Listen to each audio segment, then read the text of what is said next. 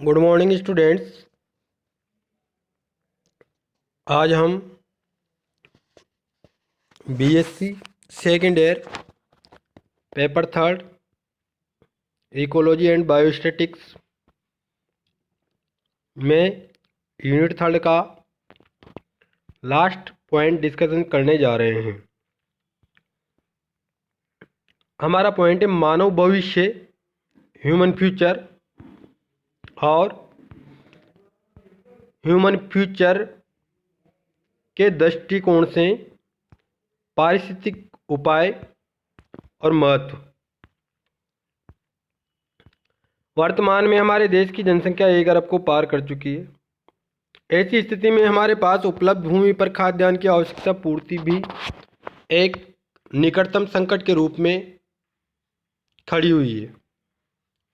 इसके लिए कृषि वैज्ञानिक, योजना निर्माता तथा प्रबंधक विचार कर रहे हैं।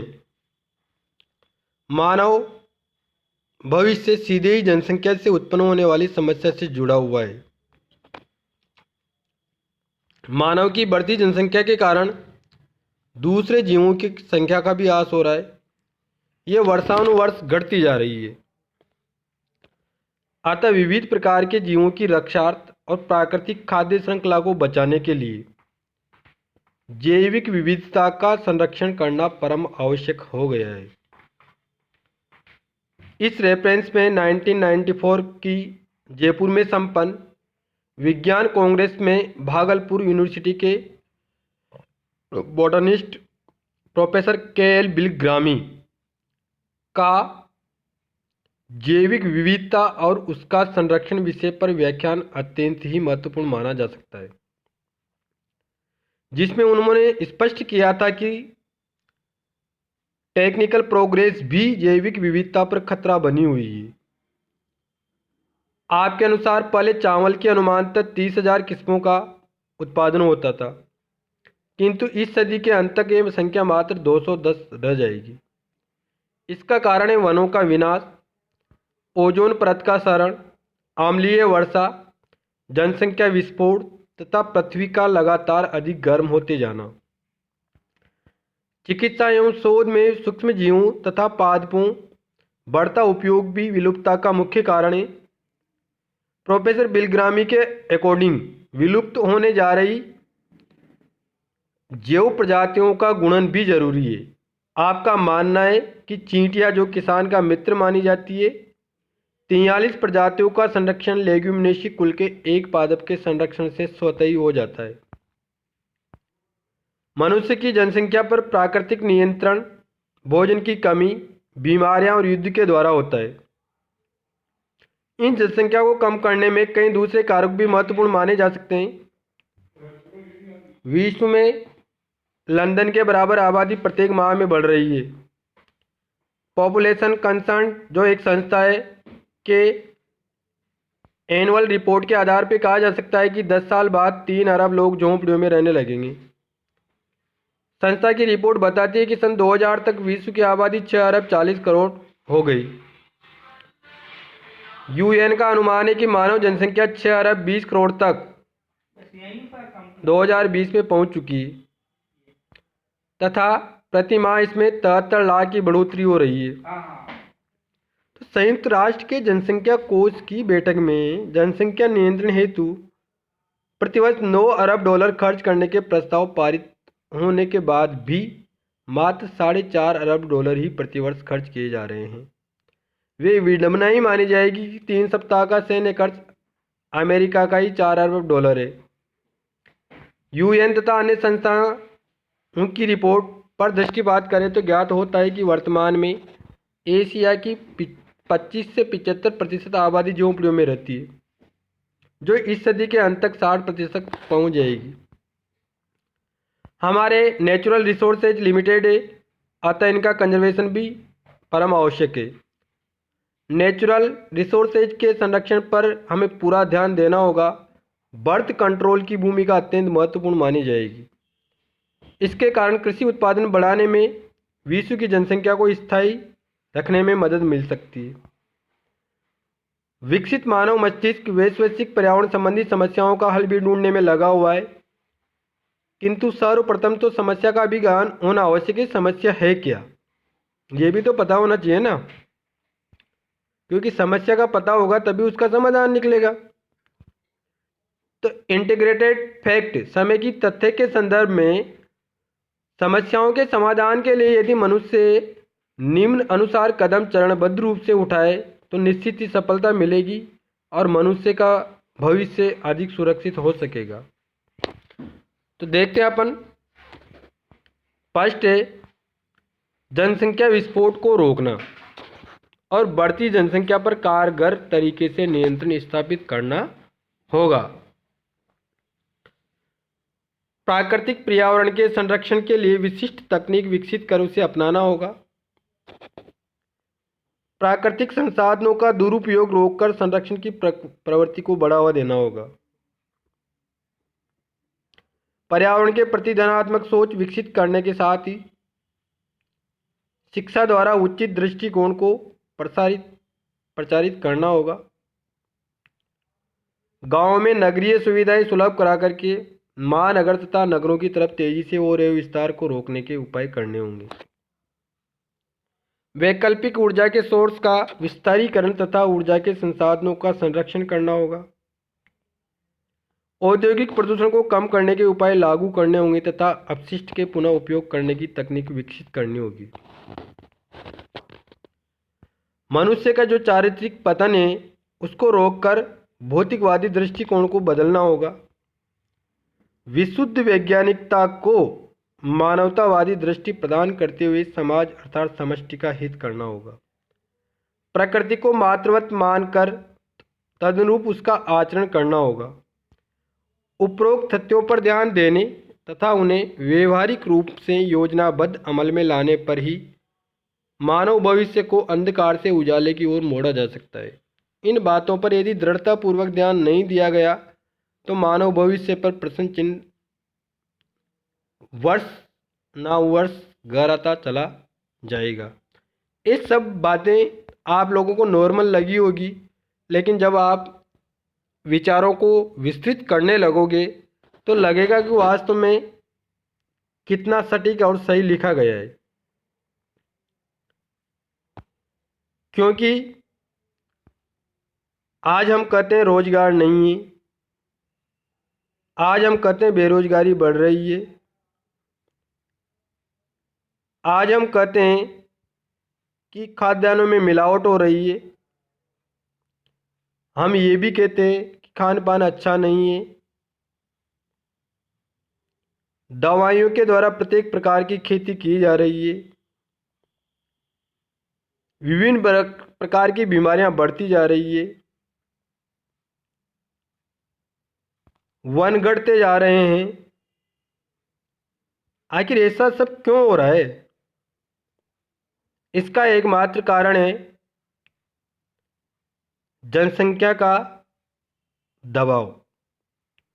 जनसंख्या इतनी हो गई ना,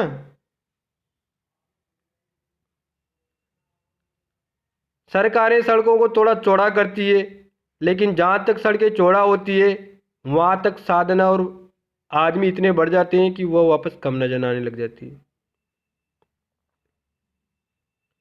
अगर दवाइयों से अनाज पैदा नहीं करे तो इतनी सारी जनसंख्या को पेट कैसे पलेगा? क्वांटिटी भी तो चाहिए ना। क्या किया जा सकता है? काम हम करना नहीं चाहेंगे, रोजगार हमें चाहिए। क्या कर सकते हैं? 100 रोजगार बढ़ेंगे, 1000 की जनसंख्या बढ़ जाएगी, तो 900 कहाँ जाएंगे? कौन क्या कर सकता है? इसलिए सबसे बढ़िया उपाय हम दो हमारे दो करना ही होगा। अनिवार्य रूप से सरकारों को भी करना होगा। ये सब बातें आप अपने आंसर में लिखो, चाहे किताबों में नहीं हो, लेकिन ये आपके अपने विचार होते हैं जिनको तवज्जो दी जाती है और ये आपको भी फ्यूचर के लिए सेव करते हैं, से विचार होने चाहिए। पारिस्थितिकी के दृष्टिकोण से करने योग्य अन्य उपाय निम्नलिखित हैं। अगर मनुष्य को भविष्य के विनाश से बचाना है तो जनसंख्या वृद्धि की समस्या का समाधान त्वरित रूप से करना ही होगा। अनेक नियंत्रणकारी तकनीकों के अतिरिक्त स्व अनुशासन ही इस समस्या का कारगर निदान हो सकता है। सरकारें काफ़ी प्रयास कर रही है, काफ़ी समय से कर रही है, लेकिन स्व अनुशासन आपको खुद को भी तो समझना पड़ेगा।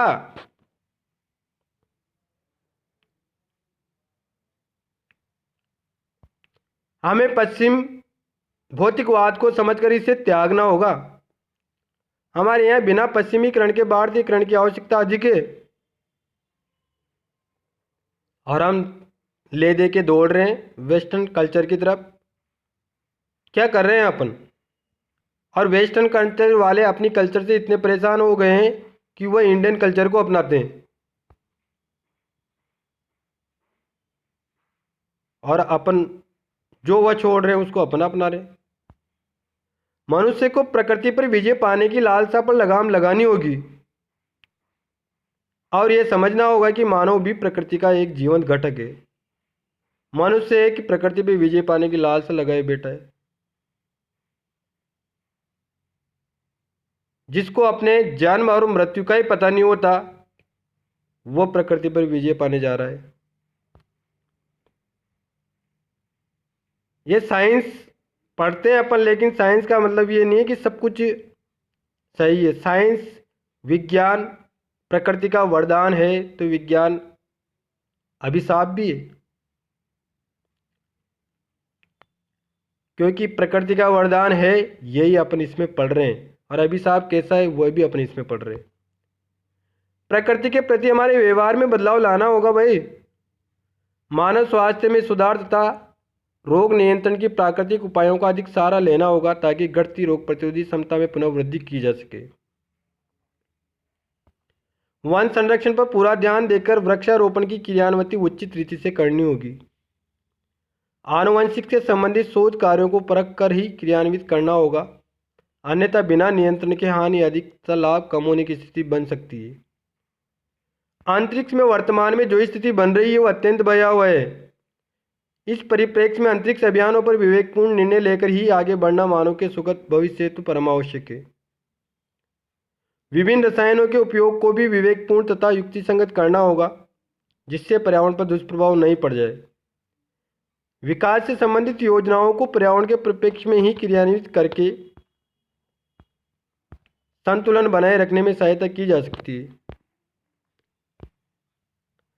सुरक्षा से जुड़ी विशिष्ट तकनीकों को भी पर्यावरण के दृष्टिकोण से लागू करने के बारे में कदम उठाने होंगे। दिनों दिन बढ़ते शोर अर्थात ध्वनि प्रदूषण पर नियंत्रणकारी उपाय लागू करने होंगे। ओजोन परत को हानि पहुंचाने वाले रसायनों का उपयोग कम से कम करना होगा। पर्यावरण में बढ़ती जा रही कार्बन डाइऑक्साइड की मात्रा को कम करने के उपाय करने होंगे। जीवाश्म ईंधन के उपयोग में कमी करनी होगी। चरागाहों का संरक्षण भी पर्यावरण संतुलन का एक प्रमुख आधार है, अतः चरागाहों की सुरक्षा एवं संरक्षण पर पूरा ध्यान देना चाहिए। ऐसे जीव जिनका अस्तित्व ही खतरे में, अंतर्राष्ट्रीय व्यापार पर कारगर नियंत्रण स्थापित करना होगा। सामान्य जन को पर्यावरण के प्रति जागरूक बनाना होगा ताकि प्रकृति के संरक्षण में सभी की भागीदारी सुनिश्चित हो सके। Thank you students. इसी के साथ आज का ये चैप्टर ख़त्म होता है, और मैं आपको ये भी बता दूं कि ये यूनिट भी इसी चैप्टर के साथ ख़त्म होती है। अपनी इस पेपर में 3 यूनिट कंप्लीट हो चुकी है। कितनी? 3 यूनिट। और नेक्स्ट हम अब दूसरा पेपर पढ़ेंगे। जाने से पहले मैं आपको कोरोना की सावधानी के बारे में बता दूं, और इस तरह की ये भी बता दूं, कोरोना रोज़ बता रहा हूं, अगर ये सब उपाय अपन ने नहीं किए जो अभी पढ़े हैं, तो कोरोना तो क्या, कोरोना से भी भयंकर भयंकर बीमारियां आने लगेगी। इसलिए प्रकृति के समस्याओं पर ध्यान देना बहुत ज़रूरी है और प्रकृति से संबंधित जितनी भी समस्याएं हैं उन सभी को स्वविवेक से अपने खुद का दायित्व समझते हुए ध्यान देना पड़ेगा प्रकृति को बचाने के लिए। नहीं तो प्रकृति हमें नहीं भगत सकती, बर्दाश्त नहीं कर सकती। आप कुछ नहीं करोगे, कितने ही वैज्ञानिक दृष्टिकोण आ जाएंगे पुलिस से, कितनी वैज्ञानिकता आ जाएगी, कितने ही परमाणु हथियार बना लो, ये विज्ञान का जितना भी विकास प्रेजेंट में कर रहे हैं ना, ये सब अभिशाप के रूप में ही कर रहे हैं, प्रकृति को नष्ट करने के लिए ही कर रहे हैं। विज्ञान ने ये भी तो कहा है कि प्रकृति ही विज्ञान का वरदान है, तो उस तरफ भी तो ध्यान देना जरूरी है ना। क्यों अपन अभिशाप की तरफ भी ध्यान दें। ठीक, ओके, थैंक यू।